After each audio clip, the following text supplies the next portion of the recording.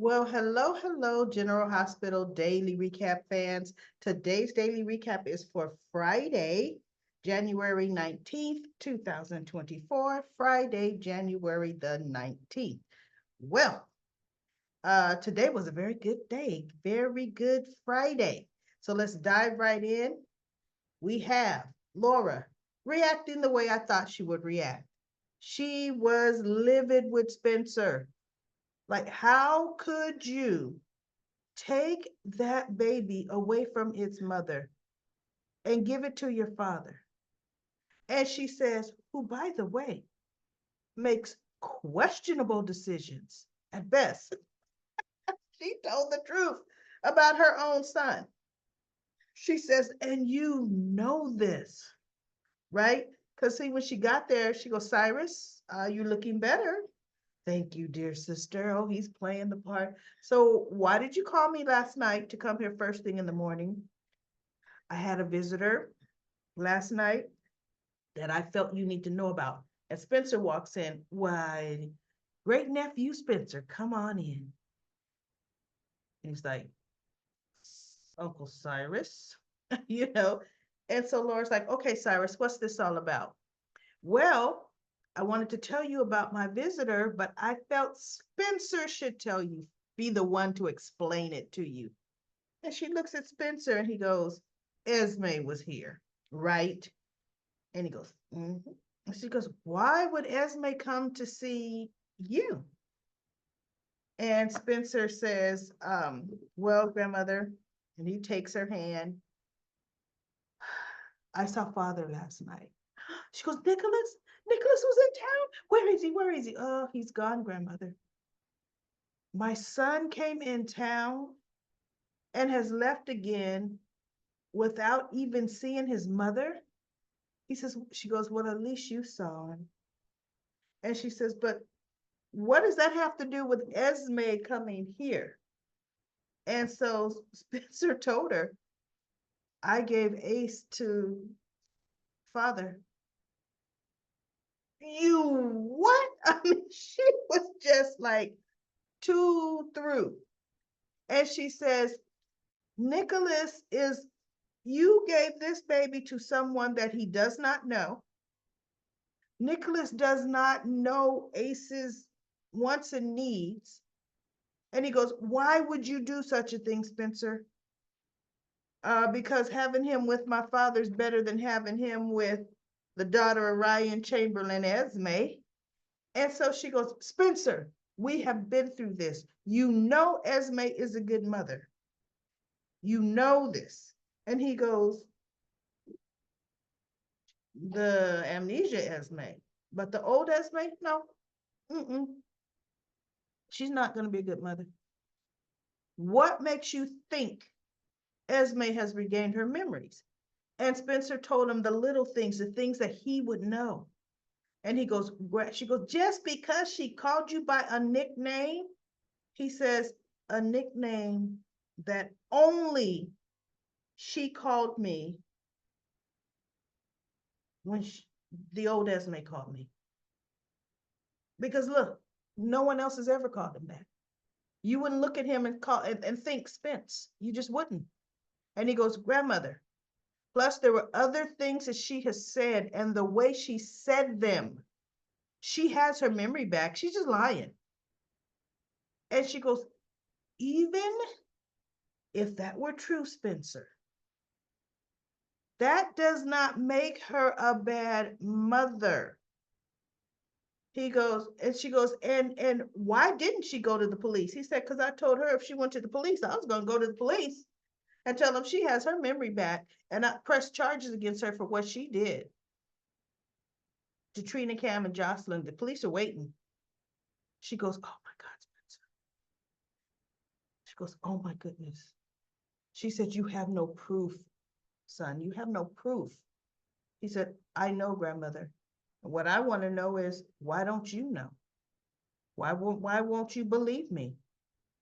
And in other words, she just needs to now when she sees Esme, she goes, and Esme, she goes, when he caught Laura outside of Cyrus's room, because Laura thanked Cyrus, Spencer had already walked out. And he said, grandmother, I still can't believe you don't believe that Esme has her memory back. And she's like, Spencer, even if she does, I would try to convince her to pay for her crime. Look, there is no trying to convince her to pay for her crimes, right? The police, the district attorney can refile those charges at any time. She don't have to go down and turn herself in. All they need to know is her memory's back. And so then when you looked at her when she was in the room with Cyrus and she was talking about, Nicholas is a fugitive and he's being, hunted, and you now have a baby in that situation. And he goes, well, what was I supposed to do, grandmother? Call the police and turn my father in? So she looked at him, she goes, no, I would not expect you to turn your own father in. And I was thinking, why not?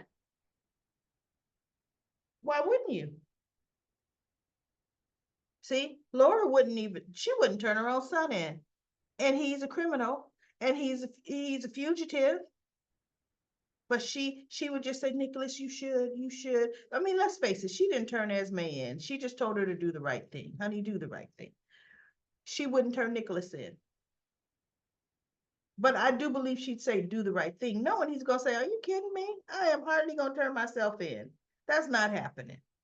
So anyway, she goes, I have to. So she goes, PCPD, this is Mayor Collins. Is Dante Falconeri in? And Spencer's like, grandmother, what are you doing? She goes, I have to do this. She said, I'm the stinking mayor. And also now my brother is privy to all this, who would love to say I covered it up, that I swept it under the rug. So, oh, no, she has to do the right thing. Because Cyrus was in that bed just like, he did everything but ask for popcorn. He was like, ooh, yeah, you shouldn't take a baby from his mother. I mean, he was just in it, all in it, pretending to have all this concern. So that was pretty cool to me. We had Sam, she was waiting at Kelly's for Drew. And she's like, Drew was late. And Cardi was talking to him. She goes, oh, Sam, you're going to be waiting for Drew a long time. He's at Crimson, taking care of some business. And she goes, we had this appointment on the books for a couple of weeks now.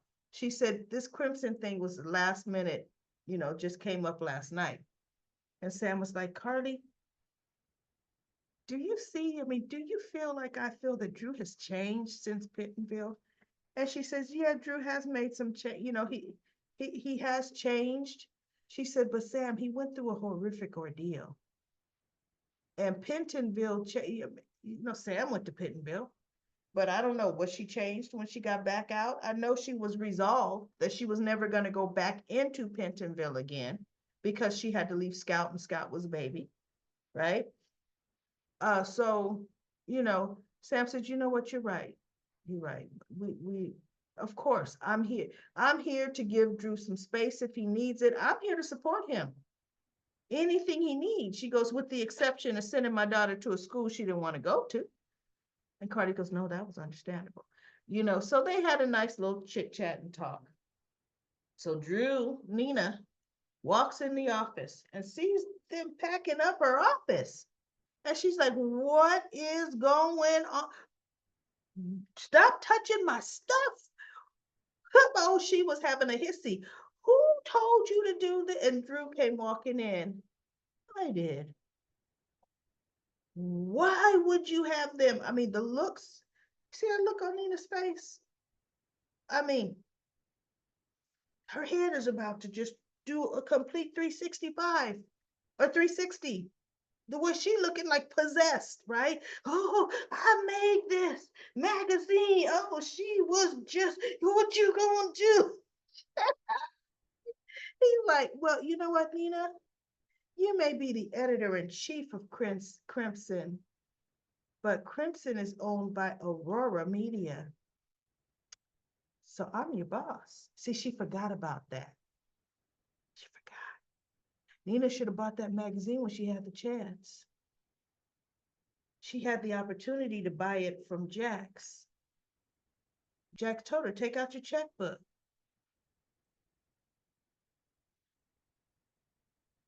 Buy it.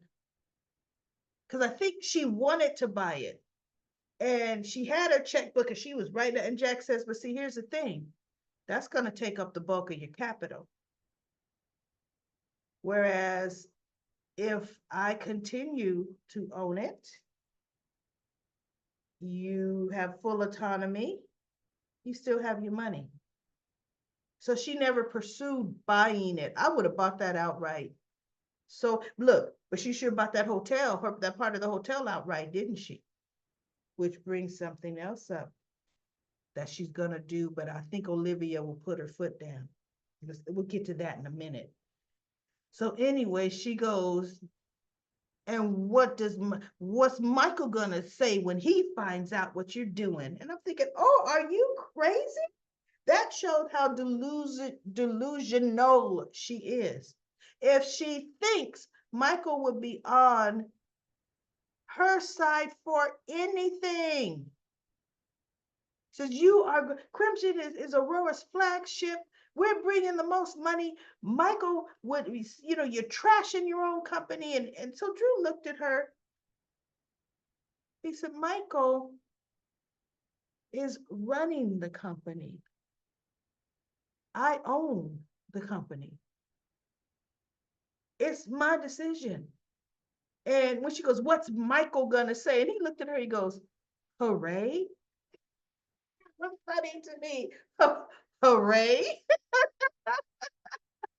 But truth be told, Drew doesn't own Crimson. He's co-owner of Crimson.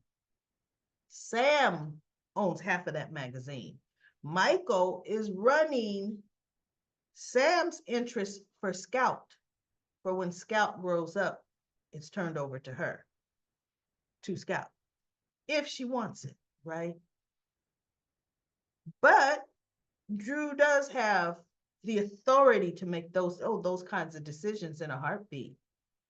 Because bottom line, the Crimson the Crimson is under Drew's umbrella, under his half. Michael was never over. Well, I think because Drew was gone for so long, Michael ended up having to be over running the whole Aurora. Remember, see, Drew just been back and ain't really been at his office. But technically, Crimson is not under Sam's side. Crimson is under Drew's side, and he can do whatever he wants with it. So she goes, this is going down the drain. The employee, if you shut it down, all the good people would lose their jobs. How could you do that to them? And he said, make no mistake. I would do anything it takes. I will do everything it takes, even if it meant burn this company to the ground to get you back, to make you pay for what you've done, Nina. Not this company. He said the magazine to the ground. He said, because you're going to pay. He said, so the choice is yours. You either fight me, try to fight, or you save the employees' jobs by signing the resignation. Because see, either way you fired, either way you out of here. Now, if I fire you, I'm going to shut the whole thing down. You resign, employees keep their jobs. Crimson is my baby. It's my baby. And I'll do whatever it takes for my baby and the people who work here. So she signed it. She's pissed. She goes, good luck finding somebody to run this magazine. You won't be able to. And he goes, oh, well, that's where you're mistaken. He goes, I was never gonna shut this magazine down. He said, Nina, I already have your replacement. And she looked at him like, who? and you heard footsteps coming in. And there it is, Carly, hood out, right? Hair. She had some time to do the curling irons from when she left Kelly. She went in the back and did all that, right? Came in her leather business suit, walked through that door, and Nina looked at her. Now, in the real world, everybody probably don't know nothing about running Crimson. Now, you might say neither did Nina, but Maxie did. Maxie taught her everything she needed to know because Kate Howard taught Maxie. Maxie is too busy being the runner of deception, keeping that afloat, because see, Lucy can't make a good decision to save her life. Maxie is deception. It's where it is today because of Maxie. Maxie couldn't help Carly. Carly may ask for some advice. She could probably do that, but Drew would let her know, look, I'm going to hire somebody, co-editor. I'm going to hire a co-editor. He could, because guess what? Nina's not the only editor-in-chief in the world of a fashion magazine. Drew's got the money to hire somebody from Italy to come in. Tell Carly, they'll help you. I just need you to sit here. Because see, they're sticking it to Nina. That's all they're doing. Carly ain't gonna stay there. That Crimson was not her dream, nor will it be her dream. But to stick it to Nina, she could play editor for a week while Drew is really trying to find and hire someone else. Hopefully they do that because that's the only thing that makes sense, right? But what they're forgetting is, guess where the offices are? Upstairs in half of Nina's hotel.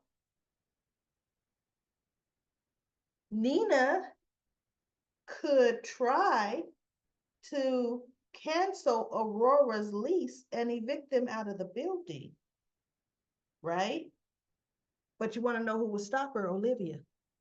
Nina does not have that autonomy to have that major business leaving the hotel, not without Olivia's consent. Olivia wanted to throw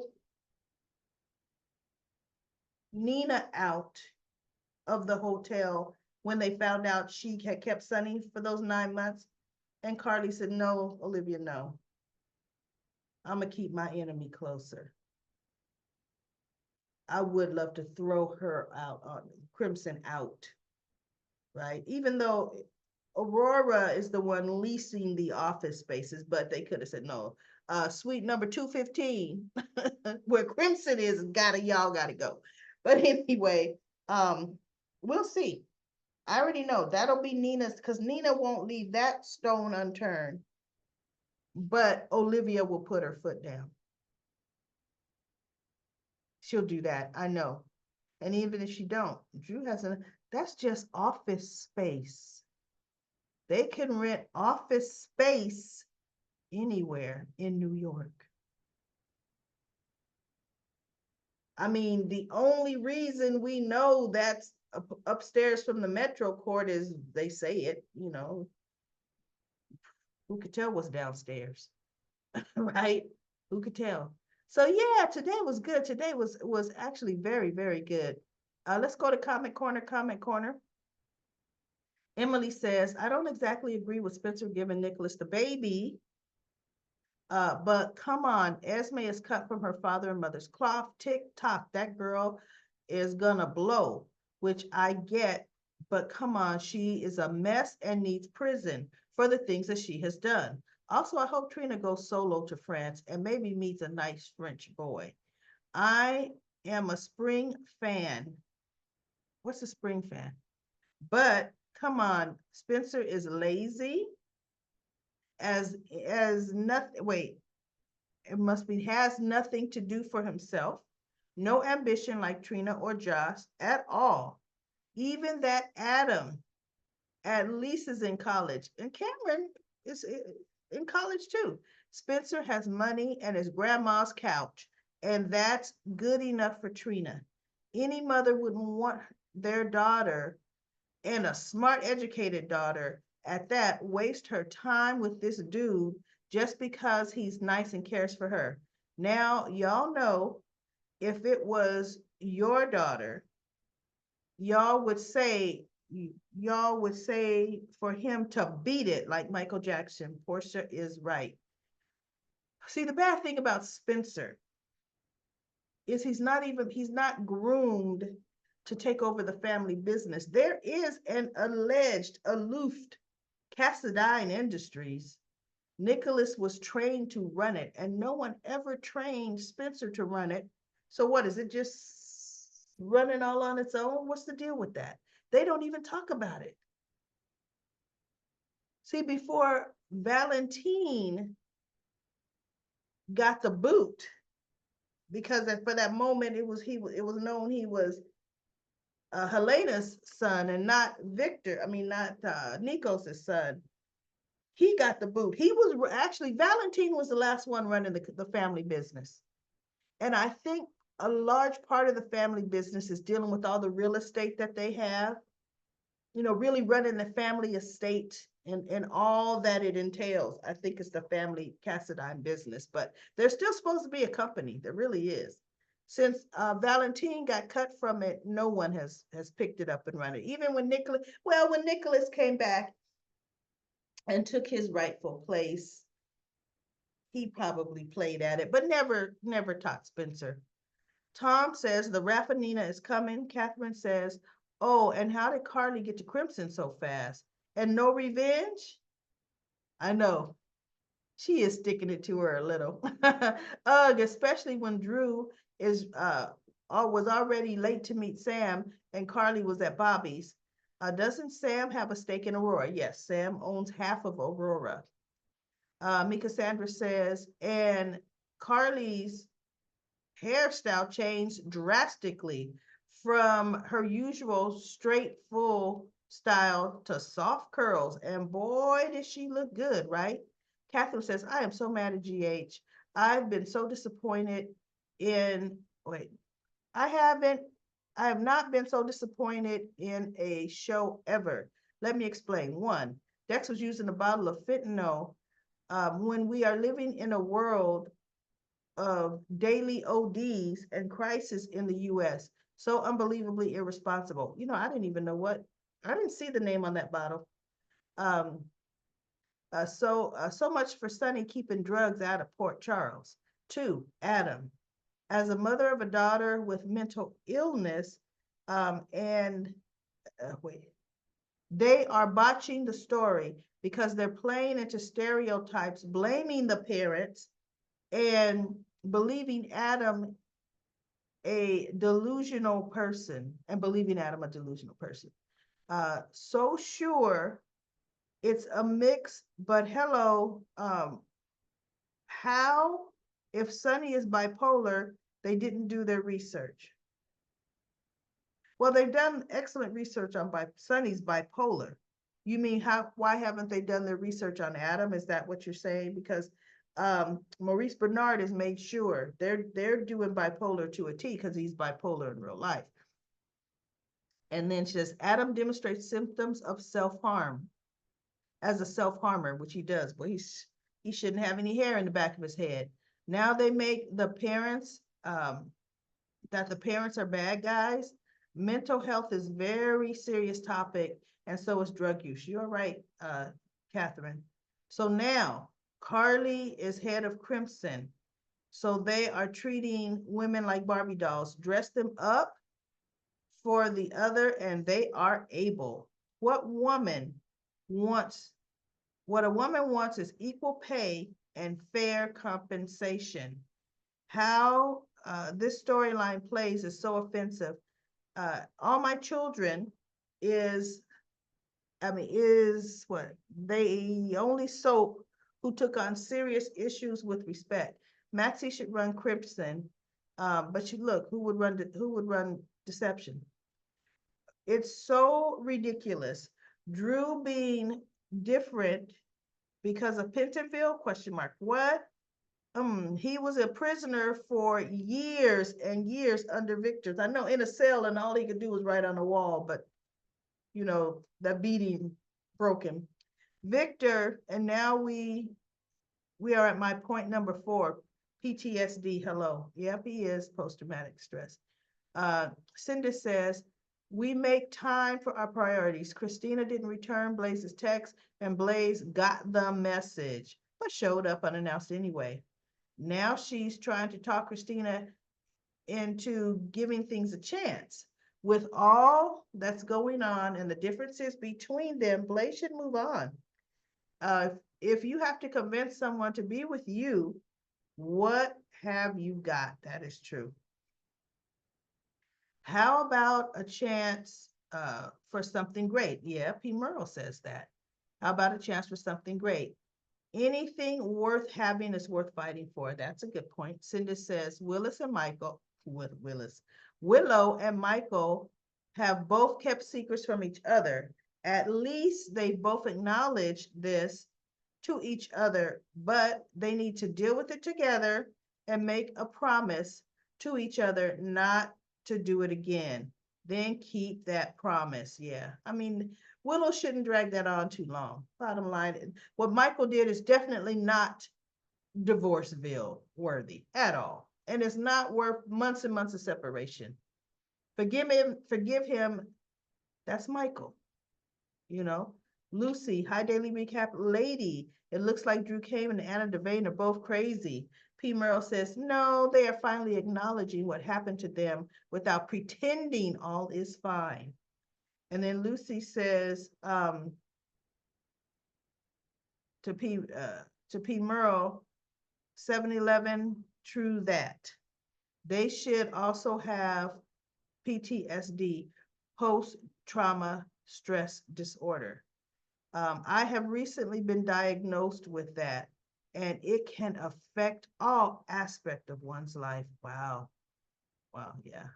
So hope your plan of treatment or whatever they're giving you to help you with it is working. Lucy, thank you for that comment. Cindy says, Esme looks like she's 12 years old in that outfit. I think her storyline may be winding up unless they get a permanent Nicholas recast to try to make Spencer Ace's dad. There's speculation NAC Nicholas Chavez. It took me a long time to figure out what NAC meant until I read the rest. May not want to renew his contract, which means we lose another hot guy. We already lost Marcus Coma. Tears on my pillow. To me, Marcus Coma was just okay. He wasn't all that hot. But if Nicholas Chavez decides not to renew, I understand. Wish him well, because that young man is destined for greatness. And I 100% mean that. He is a prime time actor. Rhyme time, not daytime. So I hope he does it. This 2 years he's had under his belt, it's been good. Now let's step up. Let's step it up. Go to the next level. Whatever ever I hear he's on, I'm watching. That's the truth. And then P. Merle says, Esme always dressed like a boring school kid to me. Scanonafo says they are going to have Cyrus be a cult religious leader. He's going to get all the good publicity and use it against his enemies. Y'all playing checkers and Cyrus is playing chess. And Emily says, I don't like them using God in the Bible in his fake redemption story. And I'm not surprised Esme did not want to play. I hope they don't do a whole nother cult story. I don't like that. I didn't like that at all. I mean, we've already done that.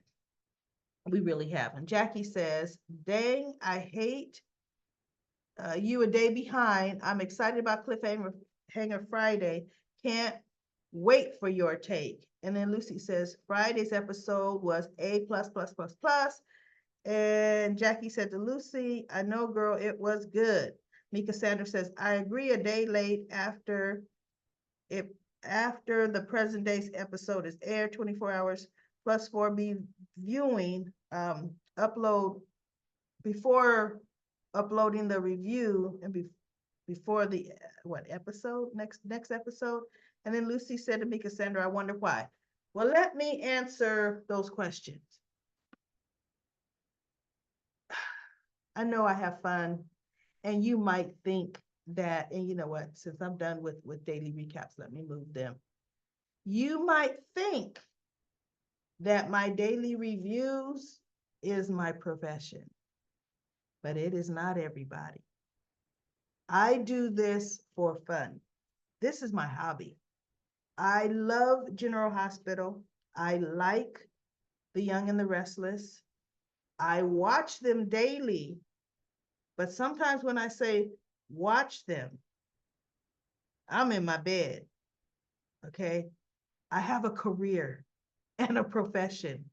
And right now, I am so busy. But I don't care how busy I am. My General Hospital at the end of the day is my wind down and my relaxation. And then I got to get ready for the next day. So I watch General Hospital on Hulu. In California, it's not available until after 5 o'clock. So I'm still working my business. And then I'm usually able to try to watch General Hospital at 6. Then I have to, for one, take notes. I have to snip the pictures and then rewind to try to get the right shots, right? Then I have to put them in Photoshop, cut them, lighten them up, because General Hospital, their set is a darker set. So the pictures would be very dark if I didn't lighten each and every picture, y'all. Then I have to put them together on my little GH daily recap back. You know, this whole thing that you see me on right now, but to get them here, I have to physically put them here and save each and every picture, which is one reason, if you notice, this year versus the year before, I'm doing a lot more multiple pictures onto one frame, because it's too much doing one picture on each one. Oh my goodness. I'm trying to do this as much as I can and keep it timely. Like I could tell you, I've got a business trip coming up in a couple of weeks where I'm going to be gone for 4 days. So there's going to be some, oh, she's not right on time with that. Well, no, I'm not going to be. But I still love doing this. I mean, as you can see, me talking about it, I used to have a best friend, passed away, but we would talk about General Hospital. Oh my goodness. And we would talk about all my children, loved all my children. That's what the recaps are for me. It's like I'm talking about the show to you all, my friends, and you all are commenting. Now, remember the days when we used to have to DVR? Well, even before DVR, we used to record our shows, right? Then it went to DVR in our shows. How many of us could keep up every single day with that? Sometimes we would have to watch 2, 3 episodes, 4 sometimes. You know, life happens. So I say all that to say this. The promise I will make to you is General Hospital's the first one, because I do recap 2 soaps, but General Hospital is my main one. My Young and the Restless pretty much has gone to a weekly recap because I cannot keep up. But I still refuse to completely let that one go. Now, my General Hospital, I will still do day by day with it, but there will be behind days. Like Young and the Restless, I'm doing 4 days, 5 next this week, up to 5 days in one recap. General Hospital, I still make them all individual.